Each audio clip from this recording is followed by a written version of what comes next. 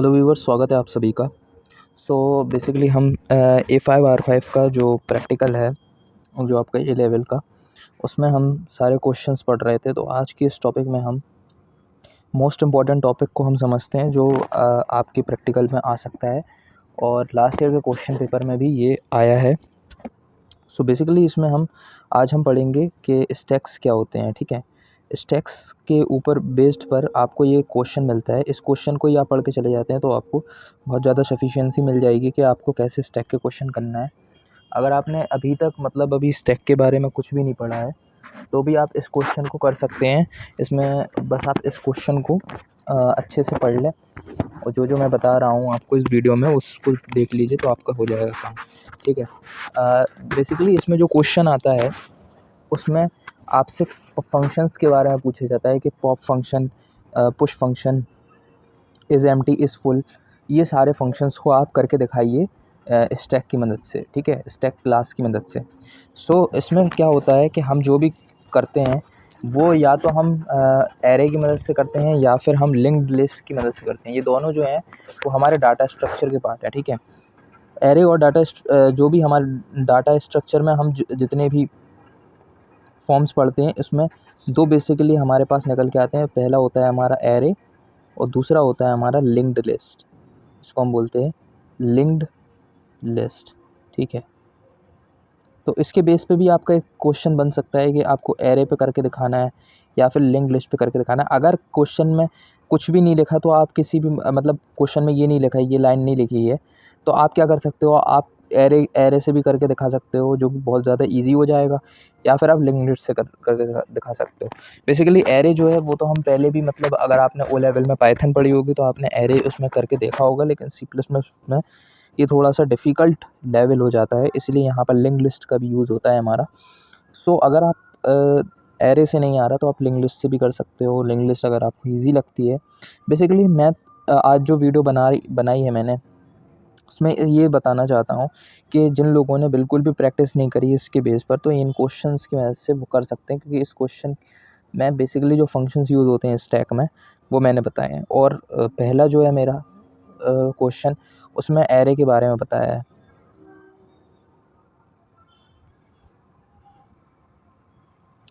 Array जो होता है एक तरीके की लिस्ट होती है।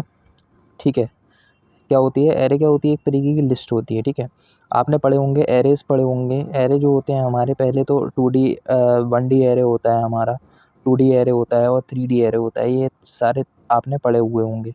ठीक है, उसी तरीके से C++ में भी होता है एरे, कि आपकी एक लिस्ट होती है जिसमें आप क्या करते हो, जिसमें आप बहुत सारे एलिमेंट्स रखते हो। जैसे फॉर एग्जांपल मैंने यहाँ पे एलिमेंट रखे। ठीक है,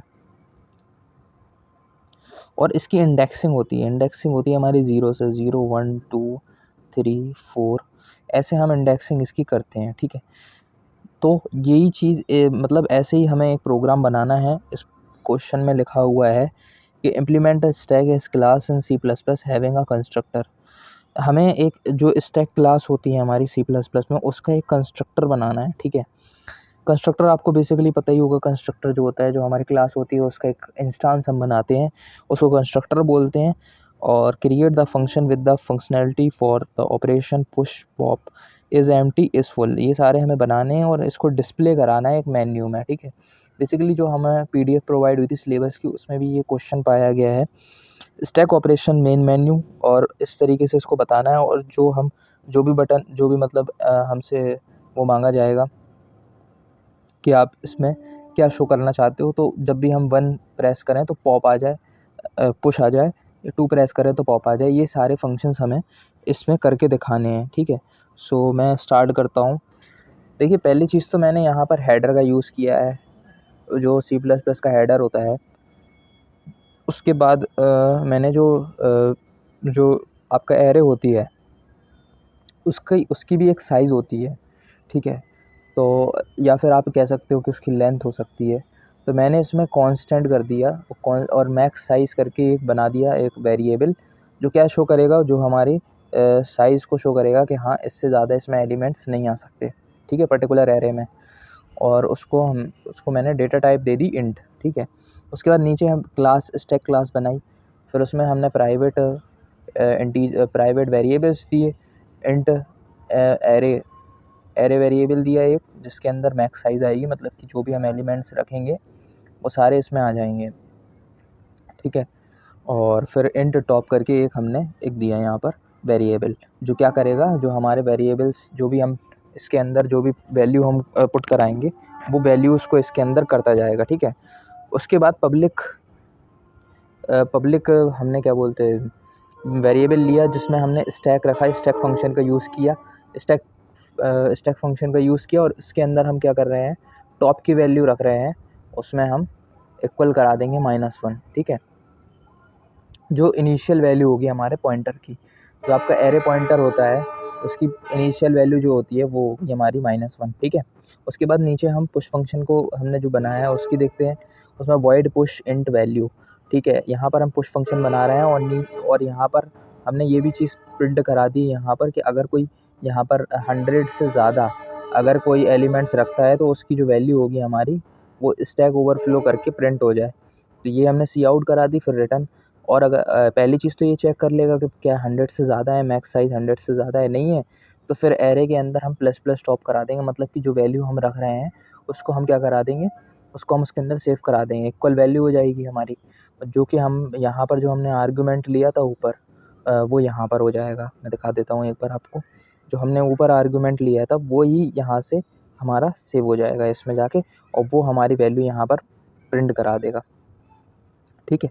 इसी तरीके से नीचे आ जाते हैं तो पॉप फंक्शन का भी हमने यूज़ किया है, तो void pop if is empty, पहले तो वो चेक करेगा कि एम्प्टी है, ठीक है। तो अगर एम्प्टी नहीं है तो वो अपना फिर int popped value equal to array top -, मतलब कि एरे के अंदर जितनी वैल्यू है वो उससे डिलीट हो जाएंगी, ठीक है। सी आउट पॉप्ड वैल्यू, ये हमने फंक्शन इसका बना दिया और इसमें हमने पॉप की वैल्यू यहाँ पे प्रिंट करा दी। फिर उसके बाद function to check if stack is empty, stack empty है तो bool is empty, return top equal -1। अगर एम्प्टी है, इज़ एम्प्टी की मदद से हम यूज़ करेंगे, और अगर है तो रिटर्न करा दो टॉप इक्वल -1, ठीक है। मतलब कि जो इनिशियल वैल्यू थी, इसकी इनिशियल वैल्यू क्या थी, -1, जो कि हम नहीं दिखाते हैं उसमें। अगर 0 होती तो 0 लिख के आती, और -1 है तो कुछ भी नहीं आएगा उधर पे लिख के। तो तब उस केस में क्या होगा, इज़ एम्प्टी वाले केस में लिख के आएगा स्टैक इज़ एम्प्टी। नीचे मैं आपको बताता हूँ, बूल इज़ फुल अगर है वहाँ पर तो रिटर्न करा दो इस पॉप इक्वल मैक्स साइज़ -1, मतलब कि जो मैक्स साइज़ है -1 करके उसकी पूरी बता दो कि क्या है इसकी, ठीक है। अच्छा, जो जैसे हम 100 एलिमेंट्स ले रहे हैं तो जो हमारी मैक्स साइज़ होगी वो क्या होगी, वो 99 होगी, ठीक है। क्योंकि जो हमारा इंडेक्स होता है, वो इंडेक्स जो होती है हमारी, जितने भी एलिमेंट्स होते हैं उसकी -1 होती है। एलिमेंट्स जितने भी हम ले रहे हैं -1, ये होती है हमारा इंडेक्स की वैल्यू, ठीक है। जैसे अगर हम 100 एलिमेंट्स हम मैक्स साइज़ ले रहे हैं तो उसकी -1 इक्वल टू 99 होगी। इसीलिए हम क्या कर रहे हैं यहाँ पर दिखा रहे हैं इस चीज़ को, ठीक है।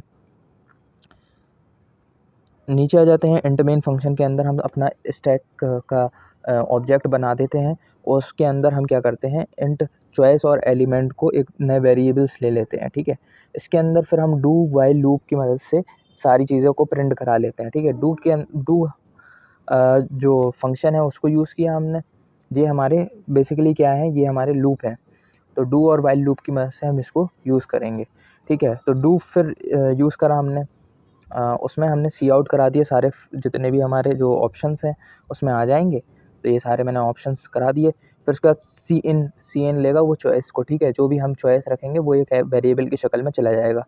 फिर स्विच स्टेटमेंट का यूज़ किया यहाँ पर हमने। स्विच स्टेटमेंट क्या करेगा, उसको चॉइस को रख लेगा स्विच में, और जो भी हमने केस नीचे बनाए हैं 1 2 3 4 उन सारे केसेस को वो प्रिंट करा देगा, ठीक है, जो केसेस हम ऊपर से ले रहे हैं, ठीक है। तो यहाँ पर क्या होगा, पहले केस में क्या होगा, cout enter element to push, तो इसमें क्या होगा, सी इन एलिमेंट जो भी हम रखेंगे उसके अंदर आ जाएगा, स्टैक डॉट पुश के अंदर जो भी आर्ग्यूमेंट वेरिएबल है एलिमेंट वो उसके अंदर आ जाएगा, और फिर उसको ब्रेक कर देंगे। फिर उसके बाद केस 2 में आ जाएंगे, स्टैक डॉट पॉप, ठीक है। इसका मतलब क्या है कि जब हम इस वाले में आएंगे तो जो हमारा वेरिएबल है, जैसे स्टैक के अंदर जो हमारा एरे है वो खाली है अभी, तो उसमें जैसे हमने 3 वैल्यू हमने रख दी, तो जो वैल्यू है वो हमारी 3 पुट करा देगा, ठीक है। और फिर उसके बाद 2 रख दी हमने। अब जैसे मुझे स्टैक पॉप के अंदर करना है, तो जैसे मैंने 2 प्रिंट करा दिया, टू करा दिया, तो जो 2 है वो हमारा अभी इसमें नहीं है, तो वो क्या करेगा 0 1 ऐसे आ रहा है यहाँ पर, सॉरी, ठीक है 3 2, जैसे 2 करा दिया मैंने स्टैक, तो जो क्या करेगा ये जो हम जो वैल्यू है हमारी 2 की वो हट जाएगी और 3 ही बचेगा इसमें, इस तरीके से ऐसे कराएगा ये। फिर उसके बाद if stack is empty, stack is empty, तो एम्प्टी फंक्शन का जो मैंने ऊपर बताया था आपको यहाँ पर, कहाँ गया ये, हाँ ये बताया था ना, उसी तरीके फिर जो फंक्शन को करा देगा स्टैक इज़ एम्प्टी, अगर नहीं है तो बता देगा स्टैक इज़ नॉट एम्प्टी, ठीक है। फिर उसके बाद केस 4 में स्टैक इज़ फुल, ऊपर जो बताया था स्टैक एम्प्टी के नीचे, वो स्टैक इज़ फुल तो फुल हो जाएगा, अगर नहीं है तो बता देगा फुल, फिर ब्रेक कर देंगे। फिर केस 0 आ गया हमारे पास एग्जिस्टिंग प्रोग्राम, जिसमें हम एग्जिट करना चाहेंगे तो 0 पर जब हम प्रेस करेंगे तो हम एग्जिट हो जाएंगे, ठीक है। अगर हम इसके अलावा कोई और करते हैं डिफ़ॉल्ट में, तो वो क्या कर देगा invalid choice please enter again, ठीक है। फिर उसके बाद हम इसको क्लोज करके वाइल लूप में choice that is not equal to 0 कर देंगे, और अगर इक्वल 0 के नहीं है तो वाइल लूप चल जाएगा, रिटर्न 0 कर देंगे, और फिर इसके बाद इसको हम रन करा लेते हैं। जब हम इसको रन कराएंगे तो देखते हैं क्या होता है। तो यहाँ पर हमसे पूछ रहा है स्टैक ऑपरेशन मेन मेन्यू और push pull pop is empty is full exit, ठीक है, ये सारे पूछ रहा है। तो जैसे फॉर एग्जांपल मैंने यहाँ पर प्रिंट 1 प्रेस किया कि मुझे अब इसके अंदर करना है। पुश का मतलब क्या होता है आपको पता है ना, पुश का मतलब होता है किसी भी एलिमेंट को हमें उस एरे के अंदर डालना है या फिर उसको इंसर्ट कराना है तो हम पुश का यूज़ करते हैं, और पॉप का मतलब होता है उसको डिलीट कराना है, ठीक है। तो यहाँ पे 1 प्रेस करूँगा तो यहाँ पे पूछेगा एंटर एलिमेंट टू पुश, तो मैं जैसे मुझे वैल्यू पुट करानी है 1, सॉरी 2 पुट करानी है, तो मैं क्या करूँगा यहाँ पे फिर एंटर दबा दूँगा, तो जो वैल्यू है यहाँ पर आ गई enter element to push to push to stack, ठीक है। इसके बाद क्या होगा एंटर योर चॉइस, तो जैसे मुझे एक और एलिमेंट उसमें कराना है तो 1 कराऊँगा, तो फिर पूछेगा कि कौन सा एलिमेंट चाहिए, तो जैसे मुझे 3 चाहिए, तो अब जो मेरी एरे है उसमें 3 आ गया है, ठीक है, 3 भी आ गया है और 2 भी आ गया है, ठीक है। उसके बाद फिर नीचे जाएंगे, नीचे फिर पूछेगा तो एंटर वैल्यू पुश करा देंगे 1, तो यहाँ पर जो वैल्यू है मैंने 4 को कर दी, तो यहाँ पर जो 4 है वो पुश टू स्टैक हो जाएगा, ठीक है। अब जैसे मुझे पॉप कराना है तो मैं क्या करूँगा 2 पे प्रेस करूँगा चॉइस में और नीचे चला जाऊँगा,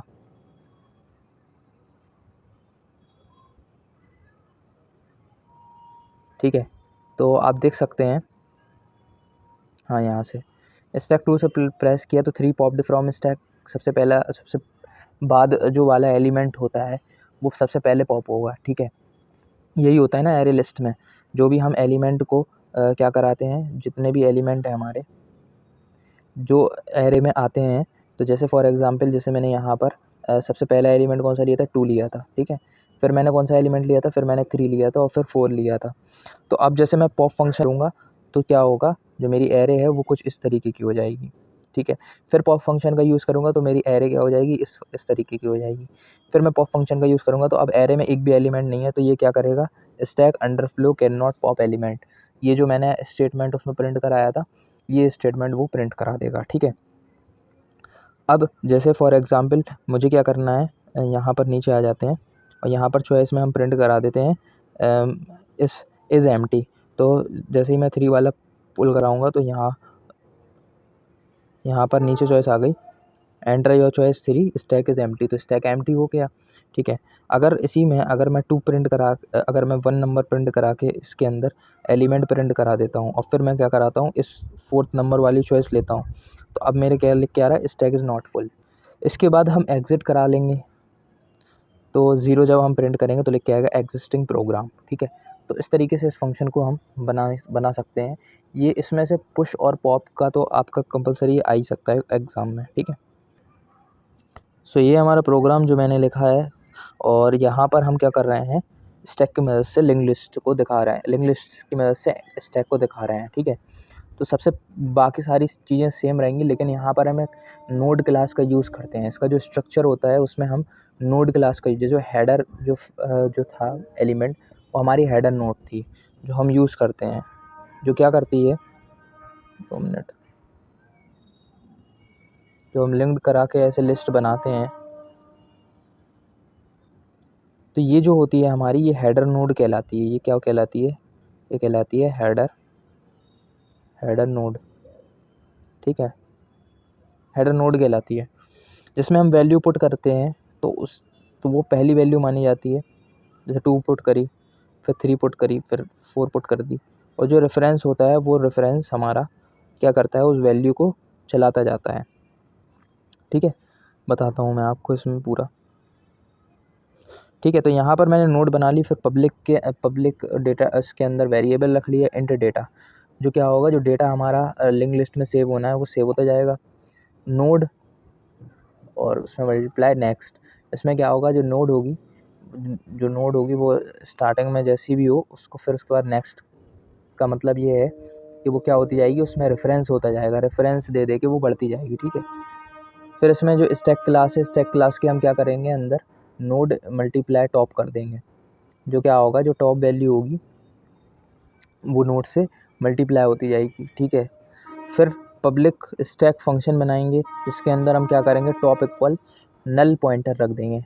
नल पॉइंटर का वर्क क्या होता है, नल पॉइंटर जो रहता है हमारा, जो रेफरेंस के स्टार्टिंग में हम बनाते हैं, जो क्या करता है, जो वैल्यू को सेव करा देता है स्टार्टिंग से। तो नल पॉइंटर से हम क्या करते हैं, उसकी डिफ़ॉल्ट वैल्यू को शो करते हैं।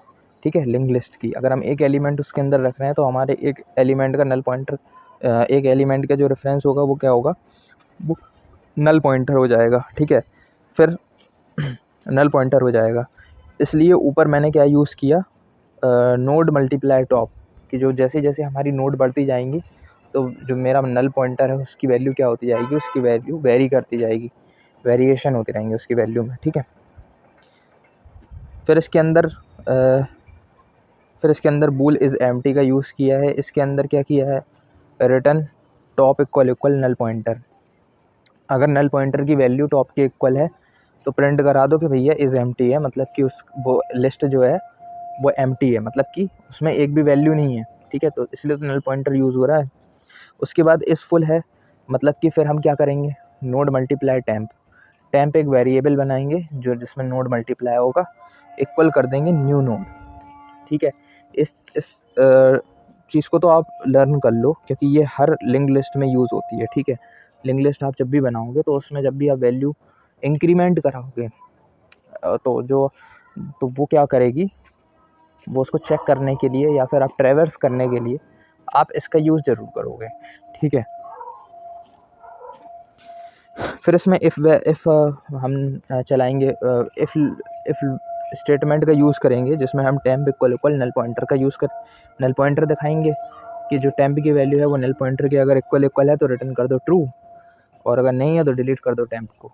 ठीक है, और मतलब जो हमने ऊपर किया ना, node temp equal new node, अगर ऐसा है तो फिर टेम्प इक्वल नल पॉइंटर के अगर बराबर है तो उसको रिटर्न ट्रू कर दो। रिटर्न ट्रू का मतलब ये है कि वो बता देगा कि भाई फुल हो गई है, इससे ज़्यादा एलिमेंट वो नहीं ले सकता। ठीक है, रिटर्न फॉल्स करा देगा। फिर उसके बाद नीचे आ जाते हैं वॉइड पुश फंक्शन का आपको मतलब पता ही होगा कि इसके अंदर हम वैल्यू अंदर पुश करा रहे हैं। ठीक है, फिर इंट वेल हमने एक वेरिएबल रखा, उसके अंदर हम क्या कर रहे हैं, node multiply temp equal new node की जो वैल्यू होगी हमारी वो टैम्प होगी, जो क्या होगी वो डाटा से लिंक होगी, और उसमें जो वेरिएबल होगा हमारा वैल्यू होगा वेरिएबल। ठीक है, जो हमें ऊपर आर्ग्यूमेंट में देना है। ठीक है, उसके बाद टैम्प नेक्स्ट, ठीक है, इक्वल टॉप हो जाएगा, मतलब कि जो टॉप मोस्ट वैल्यू है वो हो जाएगी हमारी। उसके बाद क्या है हमारा, टॉप इक्वल टू टैम्प के इक्वल हो जाएगा। ठीक है, ये बेसिकली हम करा क्यों रहे हैं, ये बेसिकली हम इसलिए करा रहे हैं कि जो हमारी वैल्यू है वो जैसे जैसे इंक्रीमेंट हम उसमें डाटा में सेव करते जाएंगे तो हमारी जो टैम्प की वैल्यू है वो इंक्रीज करती जाएगी। ठीक है,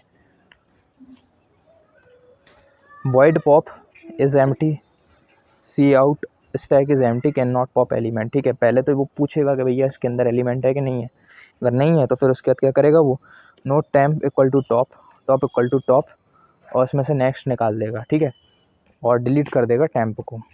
ये सारी चीज़ें तो आपको याद करनी पड़ेंगी जो मतलब मैंने बताई, इसीलिए मैंने आपको ये प्रैक्टिकल दे दिया कि अगर खुदा ना खास्ते ये प्रैक्टिकल आ गया आपके प्रैक्टिकल एग्ज़ाम में, तो आप कैसे करोगे, ठीक है। तो ये प्रैक्टिकल बहुत ज़्यादा इंपॉर्टेंट है। इंट साइज़, फिर हम क्या करेंगे, उसका साइज़ भी तो हमें पता करना है। अगर हमारे प्रैक्टिकल में है तो size int c out equal to 0, ठीक है। और node multiply temp equal top, int count equal to 0, default value उसकी 0 होगी। और जैसे ही हम int temp multiply temp equal to top करेंगे तो वो वैल्यू क्या है हमें सारी शो कर देंगे। फिर उसमें हम वाइल लूप चलाएंगे जिसमें हम temp is not equal to null pointer करते रहेंगे। कब तक करेंगे, cout plus plus temp equal to temp next, जब तक जो हमारा जो वेरिएबल, जो अभी तक जो नया वेरिएबल हमने दिया है, जब तक वो फॉर लूप चलेगा, ये वाइल लूप चलेगा और वो हमारी वैल्यू को क्या कराता जाएगा, स्टोर कराता जाएगा, ठीक है। रिटर्न हम सी आउट कर देंगे इसमें। वॉइड डिस्प्ले, अब वॉइड डिस्प्ले का यूज़ क्या करते हैं हम, node multiply temp equal to top, वही सेम चीज़ आपको करनी है सब में, ठीक है। इतनी चीज़ तो आपको सेम ही करनी है सब में, node multiply temp equal to top, फिर उसमें सी आउट की मदद से स्टैक एलिमेंट, वाइल की मदद से null pointer, not equal c out temp, data निकाल दोगे आप उसमें से, ठीक है। डाटा को शो कर दोगे टेम्प इक्वल टू टेम्प और फिर एरो नेक्स्ट। सी आउट करने के बाद एंड एल कर दोगे। उसके बाद इंट मेन फंक्शन में वही सारी सेम चीज़ें हैं जो आपने उसमें करी थी, बस इसमें मैंने वेरिएबल्स बदल दिए, इसमें चॉइस और एलिमेंट की जगह वेल कर दिया है, बाकी सारी चीज़ें इसमें सेम ही हैं, ठीक है। बाकी सारी चीज़ें इसमें सेम है। इसको रन करा के देख लेते हैं। आ गया मेरा। अब इसमें पूछ रहा है कि तो 1 वैल्यू पुट करा देता हूँ, फिर एलिमेंट पूछ रहा है एंटर वैल्यू टू पुश, तो यहाँ पर 2 प्रिंट कराना है। तो देख सकते हैं यहाँ पर लिख के आ रहा है stack element 2 stack operation main menu, तो स्टैक एलिमेंट हमारे 2 हो गया है। इसके बाद फिर एक और नया एलिमेंट कराते हैं तो 3 करते हैं, तो अब दिखा रहा है स्टैक एलिमेंट 3 2, ठीक है। उसके बाद फिर हम 1 करेंगे, फिर 1, तो फिर देखते हैं, फिर दिखा रहा है 1 3 2, मतलब जो हमारे स्टैक में जितनी भी वैल्यू सेव होती जा रही हैं वो इस तरीके से सेव होंगी, ठीक है। और स्टैक में इसी तरीके से जो हमारी वैल्यू है वो निकलती हैं, ठीक है। जो पहले वैल्यू आएगी वो पहले निकलेगी और जो बाद में वैल्यू आएगी वो बाद में निकलेगी। जो बाद में वैल्यू आएगी वो पहले निकलेगी, जो पहले वैल्यू आएगी वो, इसमें ऐसा नहीं होता जैसा क्यू में होता है फर्स्ट कम फर्स्ट को, ये उसमें नहीं होता, ठीक है। इसके बाद हम क्या कराएंगे, पॉप कराएंगे, तो 2 को हम दिखा देते हैं, तो जो हमारा 1 है एलिमेंट वो निकल गया, ठीक है। इसके बाद